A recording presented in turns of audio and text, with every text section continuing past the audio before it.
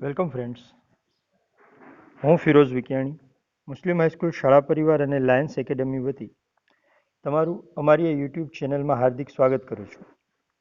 દોસ્તો, આજે આપણે સંખ્યા પદ્ધતિની અંદર સંખ્યાઓને એકબીજામાં કઈ રીતે ઓળખવી એના વિશે થોડોક વિસ્તૃત અભ્યાસ કરવાના છીએ. લાસ્ટ લેક્ચરની અંદર આપણે એક પ્રાકૃતિક સંખ્યાઓ જેને આપણે એન કીધી હતી, પછી પૂર્ણ સંખ્યાઓ જેને આપણે ડબલ્યુ કીધી હતી, ત્યારબાદ પૂર્ણાંક સંખ્યાઓ જેને આપણે ઝેડ કીધી હતી, ત્યારબાદ સમય સંખ્યાઓ જેને આપણે ક્યુ કીધી હતી, અને સૌથી મોટો સેટ એટલે કે ગણ અથવા તો સંખ્યાઓ જેને આપણે આર એટલે કે રિયલ નંબર કીધા હતા. આ પાંચ જે ગણ છે મિત્રો, એન, ડબલ્યુ, ઝેડ, ક્યુ અને આર, એની અંદર આપણે સૌથી પહેલાં એ જોવાનું છે કે એનમાં કેવી સંખ્યાઓ આવે. એ આપણને હવે ખબર છે કે એનની અંદર એકથી શરૂ કરી અને 1, 2, 3 એવી અનંત ધન સંખ્યાઓ આવે છે અને પૂર્ણાંક સંખ્યાઓ આવે છે. ડબલ્યુની અંદર એન તો આખે આખો આવી જ જાય છે, એટલે કે આ બધા ગણ તો આની અંદર સમાયેલા જ છે, બધા સભ્યો. પ્લસમાં કોણ વધે છે? 0 વધે છે.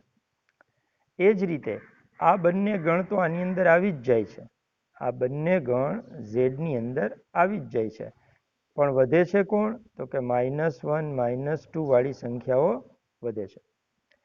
એ જ રીતે આ બધા જ ગણ છે એ ક્યુની અંદર તો આવી જ જાય છે, પણ 1/2, -1/2 વગેરે પોઈન્ટવાળી સંખ્યાઓ આની અંદર મળી જાય છે. આ બંને વચ્ચેનો ડિફરન્સ ઘણા બધાને ખ્યાલ નથી હોતો, એટલે ખાસ આજે આપણે એ ક્લિયર કરવો છે કે આ બધા જ ગણ તો આની અંદર આવી જ જાય છે, પણ આરમાં કેવા વધારાના સભ્યો આવે છે? તો કે આરની અંદર પહેલા આપણે ક્યુ વિશે અભ્યાસ કરી લઈએ કે ક્યુ એટલે કે સમય સંખ્યા. સમય સંખ્યા એટલે શું મિત્રો? કે સમય સંખ્યાનું સ્વરૂપ પીના છેદમાં ક્યુ સ્વરૂપનું હોય છે, એટલે કે અંશ અને છેદ સ્વરૂપનું હોય છે. હવે અંશ એટલે શું? દાખલા તરીકે 3 ને ભાગ્યા હું 2 કરીશ તો મને 1.5 મળશે, એટલે એ સમય સંખ્યા છે.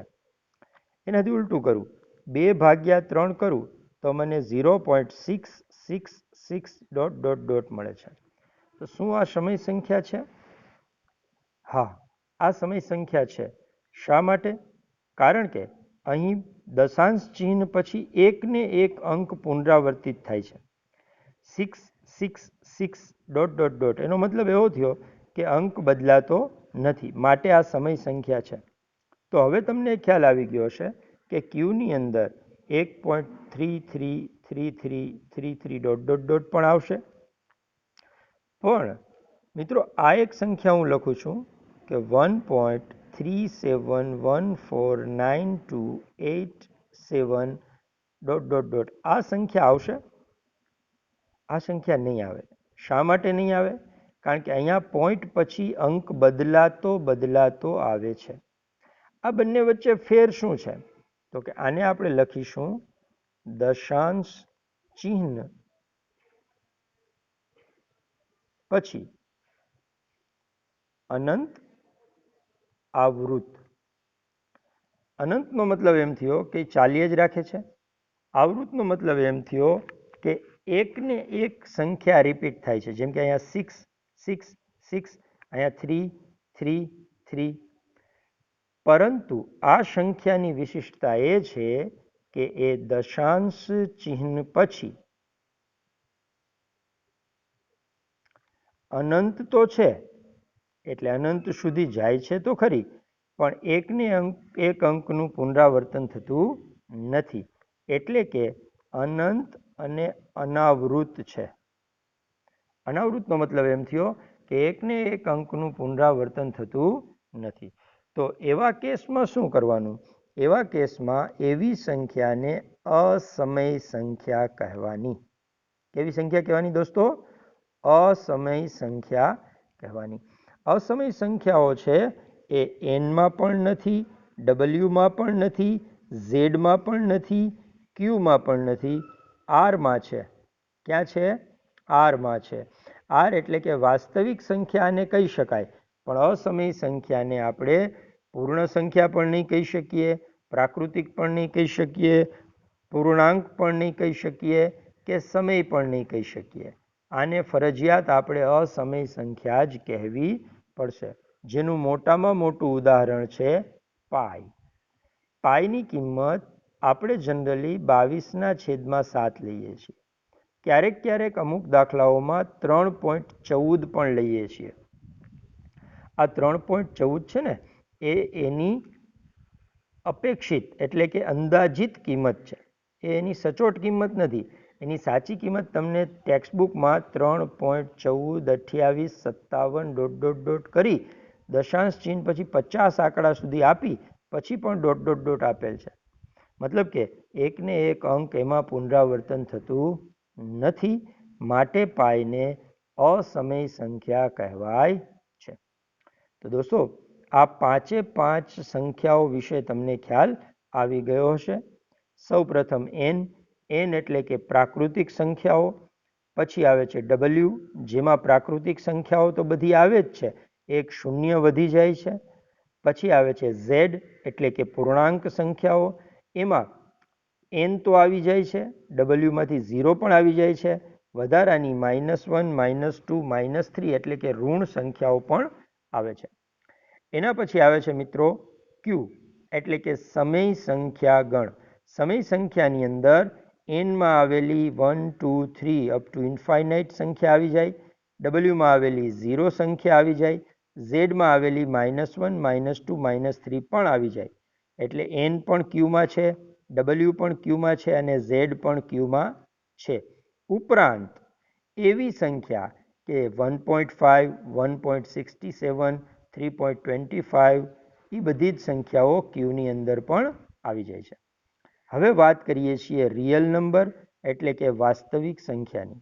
વાસ્તવિક સંખ્યામાં આ તમામ સંખ્યાઓ આવી જાય છે. ઉપરાંત એક એવી પણ સંખ્યા આવે છે કે જે આ ચારેયમાં નથી આવતી. કઈ? અસમય સંખ્યા. અસમય સંખ્યા કોને કહેવાય? કે દશાંશ ચિહ્ન પછી અનંત અને અનાવૃત સંખ્યા મળે તો એવી સંખ્યાને અસમય સંખ્યા કહે છે. અસમય સંખ્યા એનમાં નથી હોતી, ડબલ્યુમાં નથી હોતી, ઝેડમાં નથી હોતી, ક્યુમાં નથી હોતી. એ માત્ર અને માત્ર આર એટલે કે વાસ્તવિક સંખ્યામાં જ મળે છે.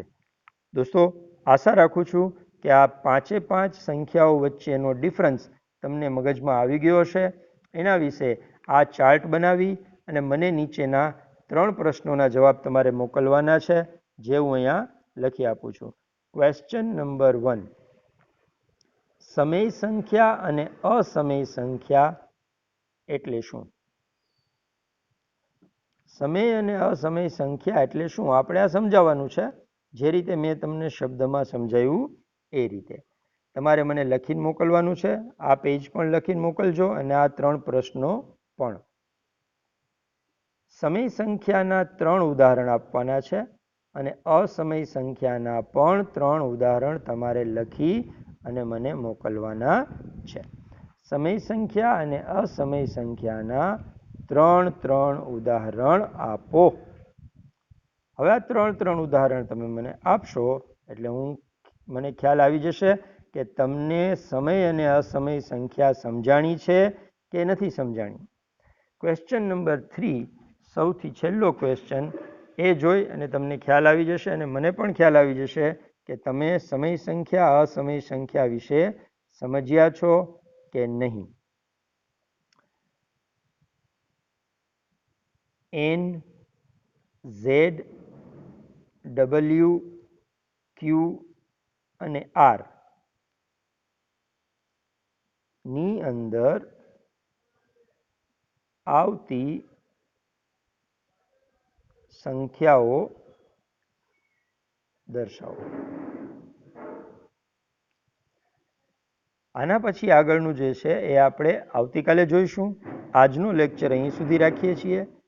આવતીકાલે આપણે ઓનલાઈન લેક્ચર એક લેવાના છીએ, એટલે કે તારીખ 29/6/2021 મંગળવારે બધાએ ગૂગલ મીટ ડાઉનલોડ કરી લેવાની છે. ગૂગલ મીટમાં હું તમારો લેક્ચર લઈશ અને એ લેક્ચરનો સમય આપણો રહેશે 10 થી 10:30નો. એટલે તારીખ 29/5/2021 મંગળવાર સવારે 10 થી 10:30 આપણે લેક્ચર લેવાના છીએ. આ લેક્ચર અહીં પૂરું કરું છું. Thank you very much. જય હિન્દ. જય ભારત.